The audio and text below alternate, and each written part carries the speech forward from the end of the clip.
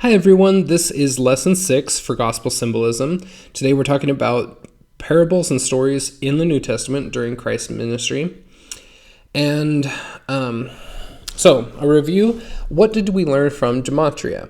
Did you find any interesting connections as you played through that? Did you analyze any specific names or words or connections? And then keeping in tradition with this class, we're analyzing this piece of artwork. So this is called The Purpose of Life, and it's a mural commissioned on behalf of the church by Elder Marquis Peterson of the Quorum of the 12 Apostles, and was painted by Robert Oliver Skemp. It was at the church's pavilion at the 1964 New York World's Fair, and it now has a permanent home at BYU, Idaho. All right, so looking at all of the colors just from an overall perspective, then we're going to be zooming in left to right. What are you seeing? Obviously, we have lots of dark blues, greens, yellows. We're kind of staying on that end of the color wheel. Obviously, there's flesh tones, but that kind of fades into the background with all of the greens and blues that are there. All right, and then we have like her bouquet that has blue, white, and yellow. And this is the first introduction of red, where she's a red head, and she starts perpetuating that throughout that covenantal relationship there. So as we're talking about male and female and Christ and his bride, the church, what kind of symbolism might that have? The red color that the church, brings into that marriage relationship. What posture is that right after his family when he's got his coat on his arm and his hand on his head? What is that, like a midlife crisis of sorts or something? Here we have him gardening, picking flowers with one of his grandchildren possibly, and then him on his deathbed. So why are his fingers in that position? Why doesn't he have just outstretched hands like the ones coming for him? What's significant about the thumb finger and index finger and middle finger? And what could that possibly mean? I mean, obviously the artist did it on purpose. It wasn't, he could have done hands in any sort of way. There's a lot more meaning to this whole painting than meets the eye right off the bat. All right, so again, our alphabet has 26 symbols, but their combination has endless possibilities. So much more, so is God's alphabet. And so we're going to dive into the parables. And a quick disclaimer on what we're trying to do with these is pulling out specific symbolisms and not assuming the parable's meaning quite yet, because a lot of times we attach general meanings to parables in the church. They're kind of the Sunday school answers, but forget those for a moment. That might be the actual symbolism, yes, but let's try to dig a little deeper, see if there's more symbolism to be had out of some of these. All right, so the parable of the sower, Matthew 13, 3-8. And he spake many things unto them in parables, saying, Behold, a sower went forth to sow, and when he sowed, some seeds fell by the wayside, and the fowls came and devoured them up. Some fell upon stony places where they had not much earth, and forthwith they sprung up, because they had no deepness of earth. And when the sun was up, they were scorched, because they had no root, they withered away. And some fell among thorns, and the thorns sprung up and choked them. But others fell into good ground and brought forth fruit, some 100-fold, some 60-fold, and some 30-fold. All right, let's look at what a sower is. What do sowers do? And who might that be referencing? What are all of the different possibilities? We might have missionaries. We might have Christ himself. It might be us in our families as we have children. What are some other possibilities that a sower could be? All right, and when he sowed, some seeds fell by the wayside. So with a sower, I mean, we definitely have somebody, he's probably a sower by profession. So why is he casting seeds all willy-nilly all over the place? I mean, he obviously knows that they're not going to be by the wayside, that some are on stony places. He should know where the proper place to sow them is, right? Or is it a different meaning than that? Okay, so there's some that fell by the wayside, and then the fowls came and devoured them up. So what do fowls represent? Remember, we have both positive and negative animals. These ones seem to be kind of the negative, the birds of prey, the things, the scavengers. They'll come and eat anything that is suffering or easy bait, kind of a thing. And then some fell upon stony places, and they had not much earth. And so they do spring up, but their lifespan is super short because they don't have anywhere for their roots to actually get living water from. They have no deepness of earth, and so the sun comes out, scorches them right away. They have no root. Then the next group, some fell, let's go back. So what could the sun represent? We've talked about different things there. We haven't necessarily covered sun, moon, and stars. Those are fairly common in our latter-day vernacular. And so what are some possibilities that the sun could mean here? Is it Christ? Is it the literal sun? Is it light? Light and knowledge kind of a thing? Where are we going there? And then with roots, with earth, I mean, there's lots of things to pull out in that category. Moving on to the next one, some fell among thorns. What do the thorns represent? Because thorns are also living things. It's not like the earth, but the thorns sprung up and choked them. So that group is very interesting because they do grow quite a bit more than the ones that fall on stony places, because the sun is going to come up every day and they're not going to survive even a day. Versus these ones that fell among thorns, they're going to last quite a while. They're going to grow to some sort of maturity, but then they're going to get choked out. And then the ones that fell on good ground, it's interesting that they do bring forth fruit. So we have 3 different classes of fruit-bearing ability, 100, 60, and 30. What does 100 mean?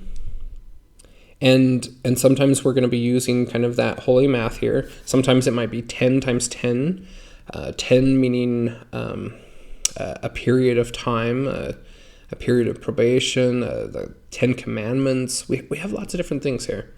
What could be 10 times 10 to represent kind of a fullness? And then some 60-fold. So what does 6 times 10 mean? What, maybe it's 2 plus 3 times 10. And what is 30-fold? 3 times 10.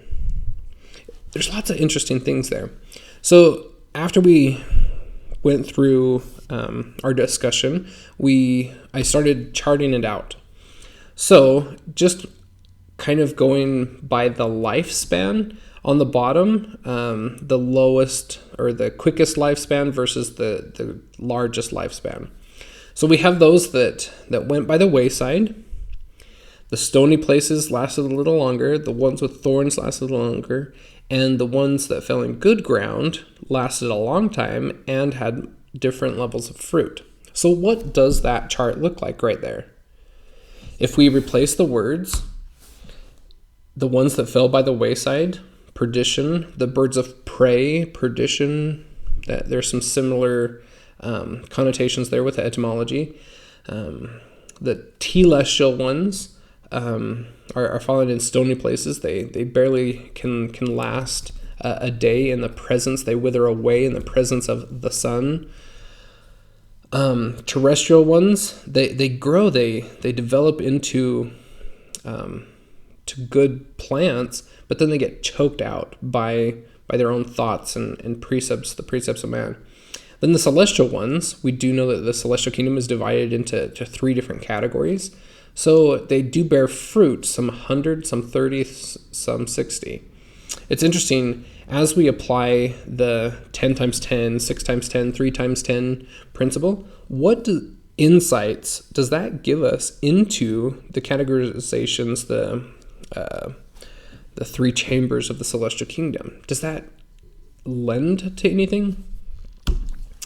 All right, moving on. Mustard seed. Matthew 13:31 through 32.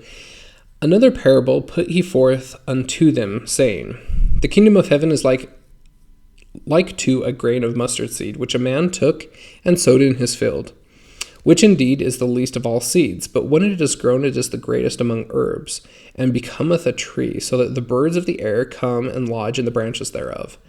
Now, we aren't going to fully analyze every single one of these like we did that first one, but notice the ones that I've highlighted here. Again, we have seeds, and we have a sower, we have a field, we have birds, branches, lots of things here, growth, but it's a very different parable, or else he would have just repeated the other parable. He's trying to teach a different principle here, and what might it mean? Is the seed the same kind of a thing? Here we're talking about herbs and trees and birds. We're very much referencing day 2 and day 3 of creation. Are birds in a negative context in this one? What about the trees? There's a lot here. Unpack it, study it out, try to apply some symbolic principles to it. All right, a new cloth on an old coat, from Luke 5 through 6. And he spake also a parable unto them. No man putteth a piece of a new garment upon an old. If otherwise, then both the new maketh a rent, and the piece that was taken out of the new agreeth not with the old. All right, what do we got here? We have garments, clothing. Take a look at the video on body parts and clothing. We'd have new versus old.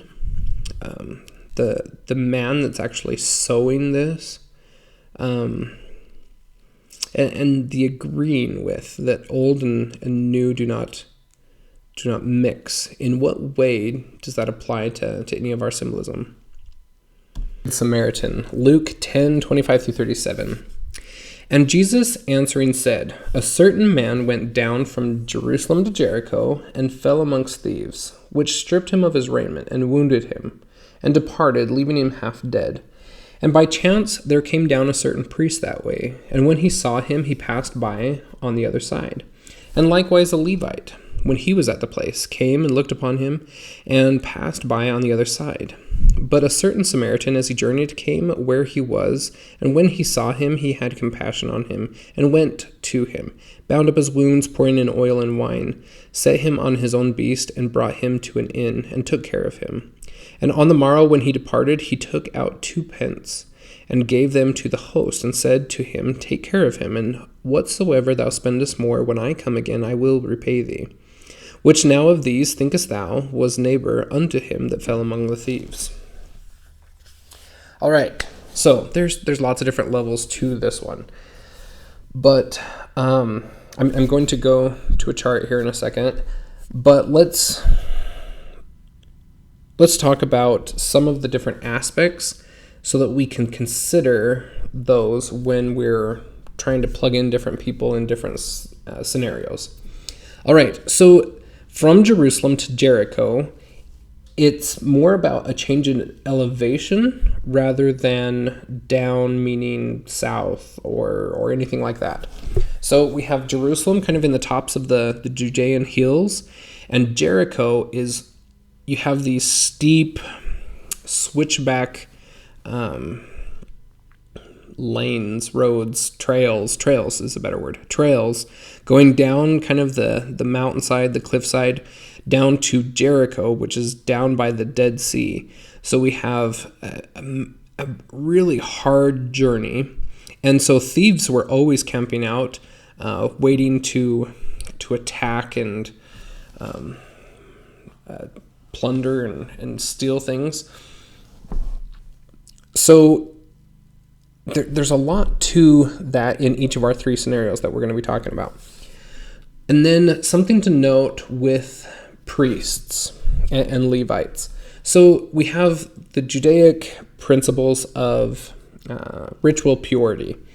So if you come across a dead person, and even if your hand is over top of them, even if you don't touch them, even if your hand is nearby a dead person, you are ritually impure and you have to go bathe in the mikveh. A priest that's on a mission, why are they coming from Jerusalem? They're going out to go perform priestly duties somewhere. They can't be ritually impure. So, I mean, sometimes we talk about no compassion, but there's also the aspect that Levites needed to maintain themselves ritually pure. If they became ritually impure, they would have to go make an additional sacrifice in the temple and so forth. They'd have to go back up that mountain and start all over again, kind of thing. So there's different things that come into play with it, but studying it in its context is huge. So let's look at this chart and let's fill this in.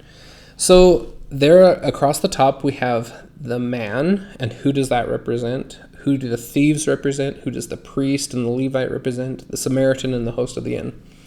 So studying the Good Samaritan, I think it applies in 3 different ways. There could be more. Go for it. If you want to add more rows to this chart, that's totally fine. So if we are the man that fell among thieves, who are the thieves? Who are the priests and Levites? The Good Samaritan is obviously Christ, or maybe even our neighbors acting in behalf of Christ. Maybe he's the host of the inn. But in a very real sense, this story is about Christ being the man that is attacked. So here we have a certain man, Christ, went down from Jerusalem to Jericho, meaning Jerusalem was the holy place from heaven. Knowest thou the condescension of God? He went from heaven down to earth, Jericho, the lowest part, and fell amongst thieves. He was crucified in between 2 thieves. They stripped him of his raiment, wounded him, departed him, leaving him half dead. Half dead meaning he was mortal and immortal, and so only they could kill him halfway, but he could have power to resurrect.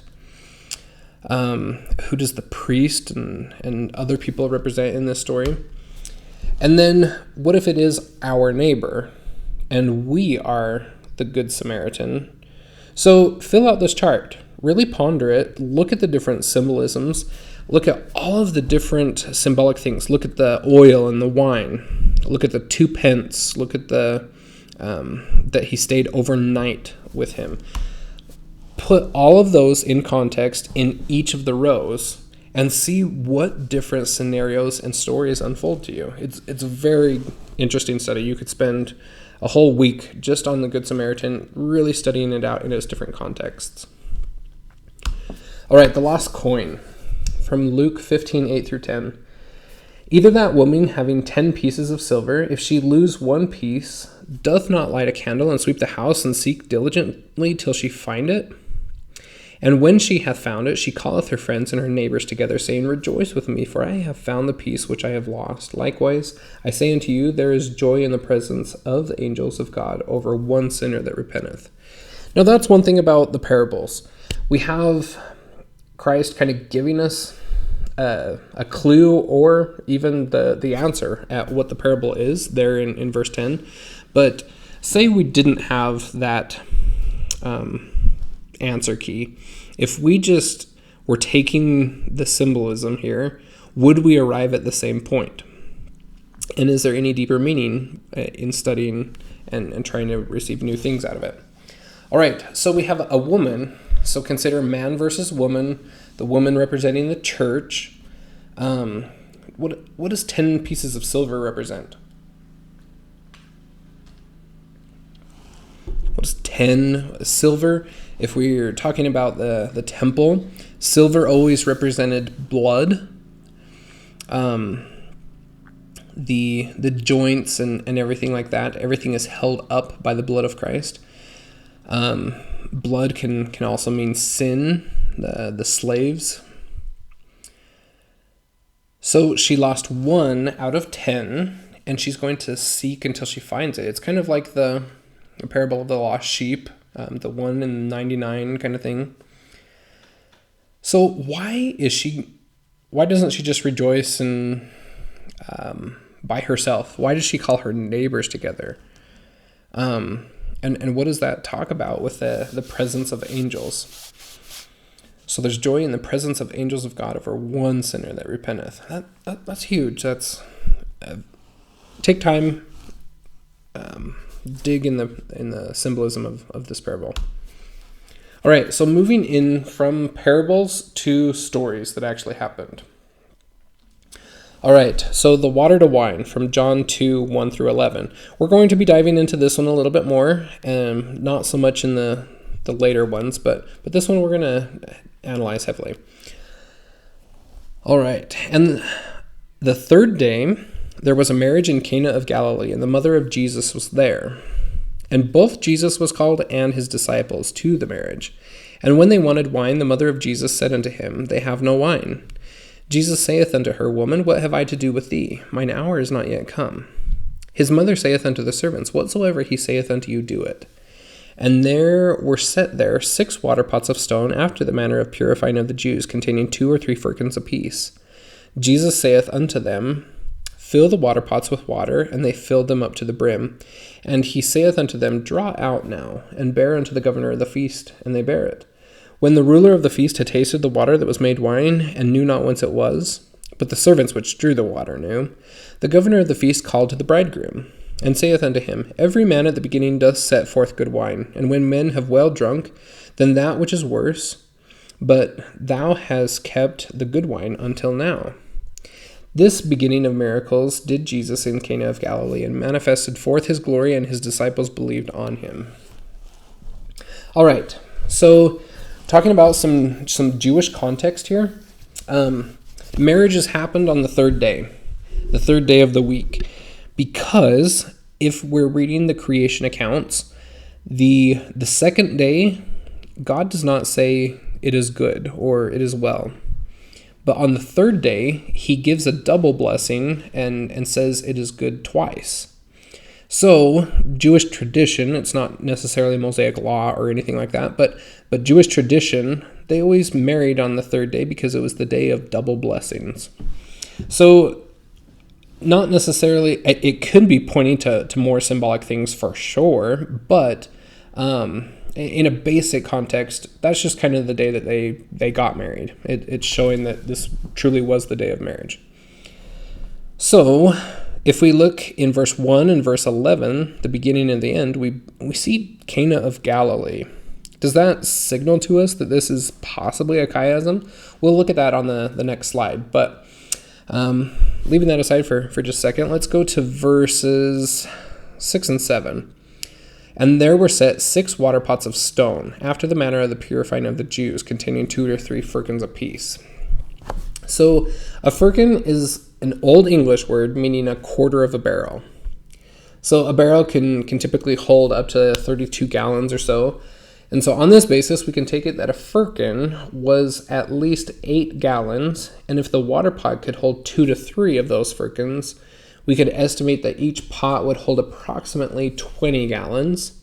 Therefore, 6 pots could hold 120 gallons, or at least 720 standard modern bottles of wine.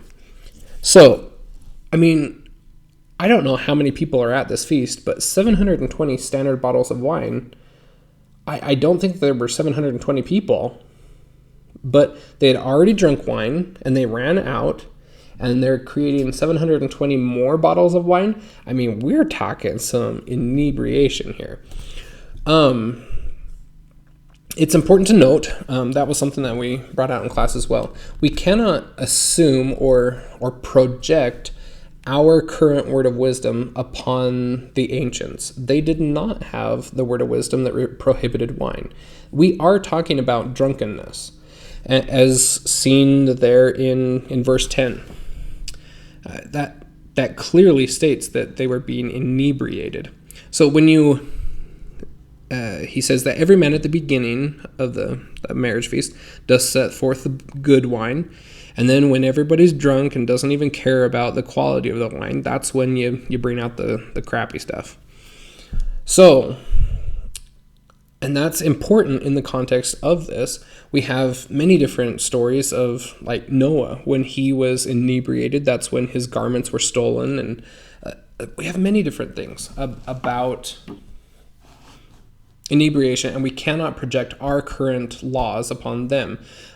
Or likewise, we cannot apply all of the Mosaic law to our day. That law has been fulfilled. We have a new law. We have different things. And it's interesting to study why we would have the word of wisdom now where they didn't have it back then, especially among Nephites and things like that in a celebration of wartime. Anyway, moving on. That total side tangent.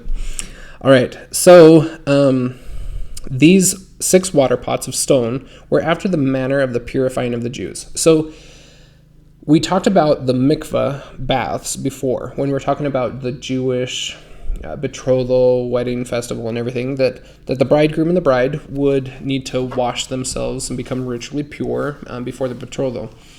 So the whole requirement of the living water that you bathe yourself in always the water itself needs to stay pure. It comes from a pure source, but from the source to the bath, it needs to stay pure. And so it can never be held within pottery. Pottery is something that's human-made, man-made, versus stone pots that are made by God. God makes the stone. We just happen to carve things out of it to make it useful to us. But stone is what God makes. Pottery is what we make. Ritual pure water would never, ever, ever be held within a man-made pot.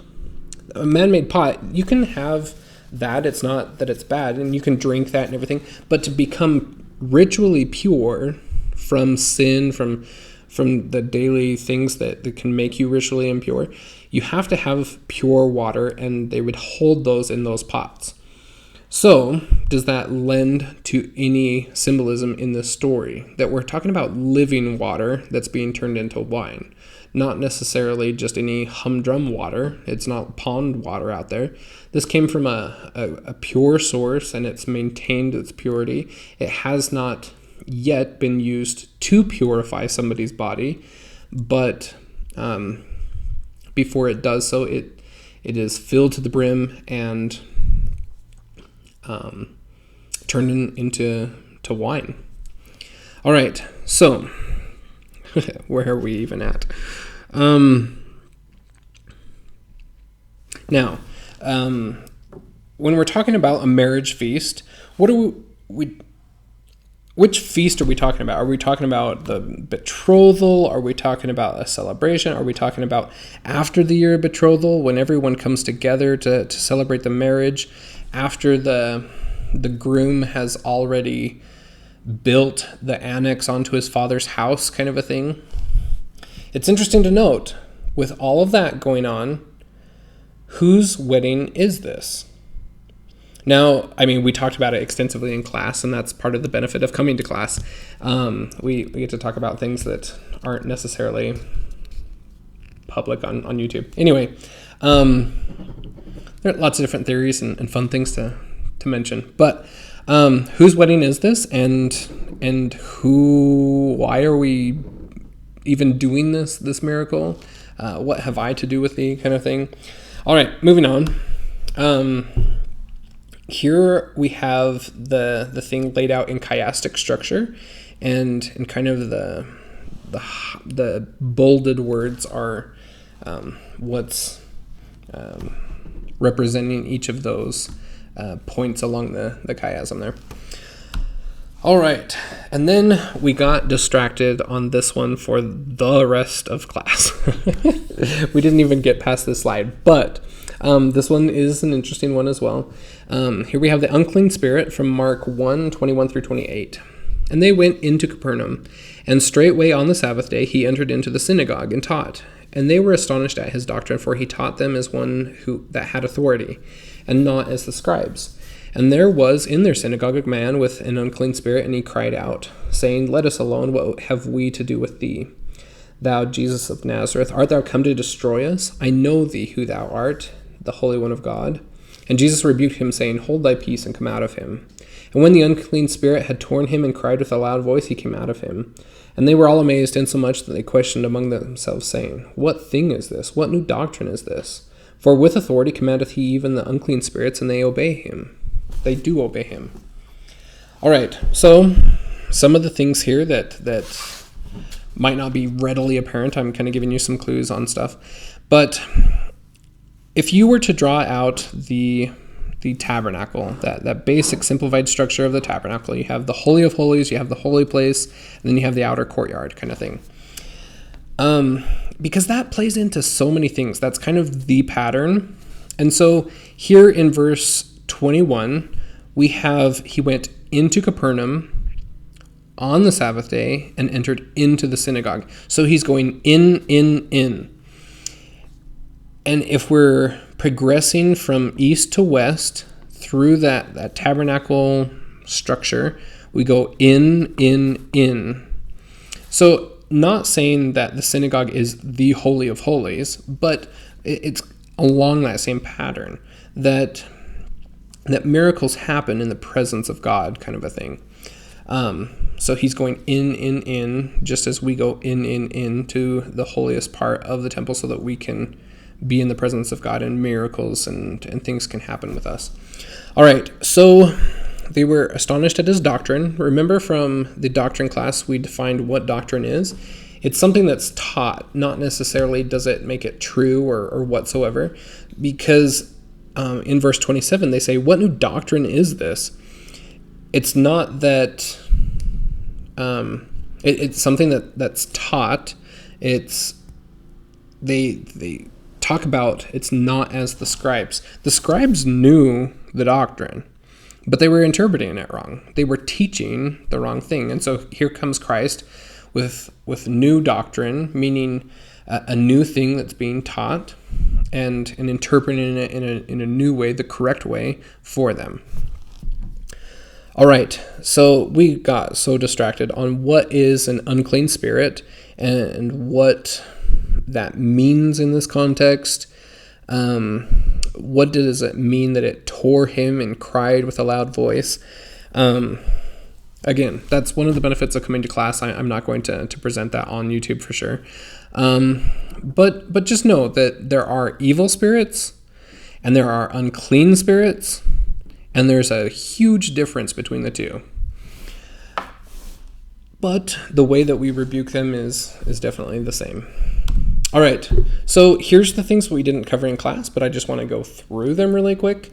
I'm not going to read through them, but I will have all of these slides here. I'll pause on each one of them so that you can take a picture, study them out, whatever you'd like to do. But where the multitude was healed, Matthew 8:16 through 17. The widow of Nain is one of my favorite stories. I love this story. I think of all of the miracles that he did, this is my favorite. Luke 7:11 through 17. Huge symbolism in here.